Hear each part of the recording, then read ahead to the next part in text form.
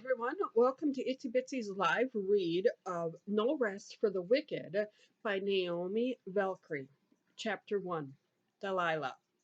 My lighter flares in the room's darkness, flashing a glimpse of the dead man next to me in the bed.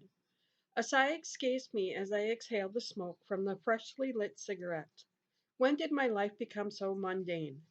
Another night, another man. After several hundred years, I'm kind of over it. Flinging the blanket off my legs, I swing them over the edge of the bed, then reach for my pants and boots. Shimmying into my pants, I fasten them. The jostling of me putting on my boots causes ashes from the cigarette to fall onto the floor. Without a backward glance, I make my way through the house in the dark. On the way to the front door, I grab my shirt off the back of the couch and slip it over my head. Leaving the front door open behind me, I stroll out into the night, not even waiting around to revel in the screams when the guy's wife comes home and finds him dead. Delilah, are you listening to me? Sheridan asks as she snaps her fingers in front of my face. She'd be wise to withdraw that hand, or she might end up with fewer appendages. Yeah, I'm listening, I lie. I have no idea what she's been prattling on about. Not much holds my interest these days. Sheridan pouts. You liar. You haven't heard a word I've said. Can the wounded routine? Share? It doesn't look good on you. She grabs her glass off the bar with a huff and then pushes through the crowd, leaving me blessed alone with my thoughts. Usually I wouldn't mind being behind the bar, but I've been so restless lately. Even even hunting cheating men isn't holding my interest, and that's what I'm built for: lust and vengeance. I must be losing my sanity. I can't even enjoy a good scream of terror from my prey anymore. Yep, I am definitely a sorry excuse for a demon right now. Normally, by this hour, I've already have a mark. I'd already been able to pick out a cheater. Maybe it's because that's what got me to demon status in the first place, selling my soul to get revenge on an ex. A stupid, childish deal made by a much weaker human version of myself. There are plenty of potential targets here tonight, but they all bore me. A sigh escapes me as I lean down to get a fresh rag to wipe the bar off. Maybe I need a vacation. Wiping down the bar mindlessly, I contemplate where I would even go if I took a vacation. The mountains? The beach? Nothing sounds good, but I definitely need to break myself out of this rut. Glancing up, I see Sheridan across the room, cozying up to her latest victim. She certainly hasn't lost her pizzazz. Mine fizzled out somewhere along the way, and I didn't even realize it. The man she's with looks ordinary, nothing special about him at all. But no matter how mundane he looks, there must be something in him she's drawn to, some weakness she's out to exploit. Her being a heterogism demon, the possibilities are endless. As I watch Sheridan interact with her target, I realize that maybe the ordinary experience is what I need. I haven't had a break from my murdering rampages for 200 years. I'm likely experiencing burnout. Even demons need a break once in a while. I don't know why it's taking me so long to figure it out.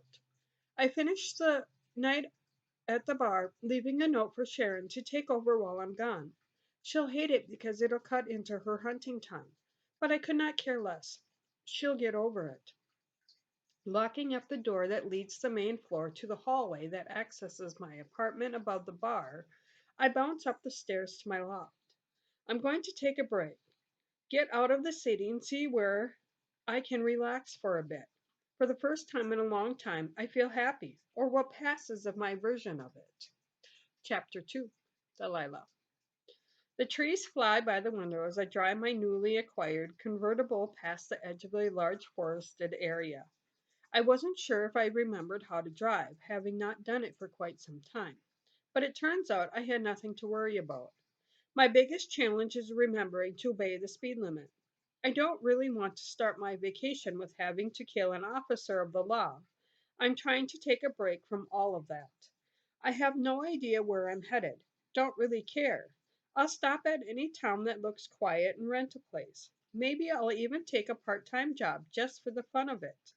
I can pretend to be anyone, and no one will even know the difference. 3 days into my impromptu trip, I pass a worn out sign saying I've entered the town of Jupiter Lake. I turn off the main road onto a side road that looks like it hasn't seen a maintenance crew for 20 years. Slowly, I trundle down the road, grimacing every time the bottom of the car bumps the ground. Maybe this wasn't such a good idea. Surely, there are other towns around here with better roads. Unfortunately, there's no room to turn around. There's barely enough room for two cars to pass each other. I'm committed to this jump, whether I like it or not. Slowing down even further, I creep along until the center of town comes into view. The heart of Jupiter Lake is quaint. There are a few storefronts, post office, a tiny gas station, pretty much all the things you would expect in a town that looks like time forgot about it. Pulling up in front of the antiqued gas pump, I turn off the car and head into the small convenience store. The older man at the register drops the newspaper when he sees me. For a second, I panic, thinking I forgot to hide my horns. Quickly, I check my reflection in the glass. Long, dark brown hair in loose curls, brown eyes, pale skin, and no horns. The illusion around my horns is holding. Maybe just be me then. The presence draws attention even when I don't mean for it to. To his credit, the man recovers fairly quickly. Don't get many visitors around these parts. What can I do for you? You lost? I smile my best human like smile, hoping to put him at ease. Wouldn't do to scare the locals my first day here. I'm not lost, just taking a break from life for a bit. Are there any places around here for rent? He contemplates for a minute while scratching his graying beard. Well, there's a cabin out by the lake. Owner passed on a few months ago. It's for sale, but the realtor might rent it out to you. You can find her over at the general store. Ask for Shirley.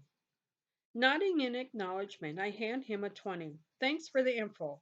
I'm going to fill up before I head out. Keep the change. He takes the money and then goes back to the newspaper. As I pump gas into my car, I look around to locate the general store. It's fairly close, so I leave my car at the pump after it's full and walk over. It's not like there's a line of people waiting for gas. My combat boots thud heavily on the wooden walkway as I walk to the general store entry. I probably could be more subtle. After all, I'm trying to lie low and blend in. Drawing too much attention will have the locals on my doorstep trying to satisfy their curiosity. I already draw enough attention just being me. The bell rings as I open the door, and a voice calls out, I'll be there in a minute. I pursue the aisles while I wait, keeping an eye on the counter. It'd probably be a good idea to stock up on food and supplies while I'm here, once I know if the cabin is available. A few minutes later, an older woman with gray hair and a bun comes bustling up to the counter, and I walk over. What can I do for you, honey? Looking for Shirley. You her? She eyes me suspiciously. I might be. Who's asking? Guy at the gas station told me there's a cabin out by the lake that's for sale. Thought I might see if I could rent it for a bit. As she eyes me up and down, I do my best to appear non threatening. She must decide I'm okay because she pulls out a key from under the counter. How long are you planning on staying? Not sure yet. Couple of weeks at least. Shirley eyes me again. You running from something? I look down at my clothes, black leather pants, black leather jacket, and combat boots. To people in this town, I probably look like trouble follows me. Just life, ma'am. Just running from life. The rent is $250 a week, and I'll need a $250 deposit. You get the deposit back if you leave the place in good condition. Pulling out a roll of cash, I count out $750 and hand it to the wide-eyed woman. Inwardly, I face palm. I'm really I'm really not good at lying low at this lying low thing. I bet no one in this town walks around with a roll of cash just waiting to be spent. I've been spoiled by city life. Sure, I have to blend in with humans, but there are so many people around that you sort of get lost in the crowd. These small towns are a hotbed of gossip and noisiness, nosiness. I'd, I'd forgotten that in my desire to seek out a slower paced environment, my arrival will probably be all over town within the hour. No matter, I guess. I'll be out to the cabin by then. If I load up on supplies now, I won't have to come back into town for at least a week. Turning from the counter, after I sign the rental agreement, I pick up a basket and toss random things into it. I'm not much of a cook, so I'm all for things that I can eat straight out of the container or microwave. In the corner, I see a clothing section. It's basic stuff. I grab a few generic t shirts and a few pairs of jeans. I probably need to dress a little less rubble and a little more small town if I want to lie low. Once I'm satisfied with my supplies, I pay for everything and haul it across the street to the gas station where I left my car. Pulling the directions to the cabin out of my pocket where I'd crammed them after Shirley handed them to me so I could carry the bags, I spin around in a circle looking for the dirt road indicated on the first line. When I don't see it right away, I shrug and figured I'll just drive in the general direction and figure it out as I go. Opening the car door, I take one last look around and release a contented sigh. My well deserved break officially starts now. Chapter 3, Delilah. 20 minutes later, I pull up to the cozy cabin that looks like it's been kept up pretty well. The lake sparkles behind it in the setting sun, and I notice it has a private dock. Getting out of the car, I take a deep breath of fresh mountain air and absorb the quiet. No city noises, no neighbors for miles. The only other cabin I can see is across the other side of the lake, which is not close enough to bother me. Taking my supplies out of the car, I haul them up to the porch and unlock the door. Once I'm inside, I can see there is not much to the place: a living room, a kitchen dining area, two bedrooms, and a bathroom. Pulling the supplies inside, I get them stashed in the kitchen cabinets and then plop down onto the couch, putting my feet up on the coffee table, intending to deal with the clothes I purchased later. I looked at the small clod of dirt my boots dropped on the table and winced. Probably should have taken them off first. Oh well, too late now. Taking out the pack of cigarettes I'd stashed in the pocket of my jacket, I pull one out and go for my lighter. As the flames spark up, I realize I don't smell any residential smoke in the cabin inside. Looks like it's back outside for me. I'd hate to lose the deposit I put down for leaving smoke smell in the place. Not that I can't afford it, it's just the principle. Stepping out onto the back deck of the cabin, I light up the cigarette and pocket my lighter. As I lean onto the porch railing, I wonder what I'm going to do now that I'm here. Maybe I'll go hiking or catch up on some reading. When I'm not out slaughtering adulterers, I like to curl up with a good book. Not that I tell the other demons that. I have a reputation to uphold. Blowing out a last ring of smoke, I put the cigarette out in the dirt of one of the potted plants, and then make my way down the steps to the trail that leads to the dock. Once I get closer, I see that there's a canoe tied up beside it. When was the last time I was in a watercraft of any kind? I can't even remember. Maybe I'll teach myself to use the canoe while I'm here. That's mundane, right? It's something a normal person would do on vacation. Since it's getting dark, I figured I'll go in and amuse myself with a book and mess with the canoe in the morning. So far, my vacation is exactly what I wanted: uneventful. Thank you for listening to this portion.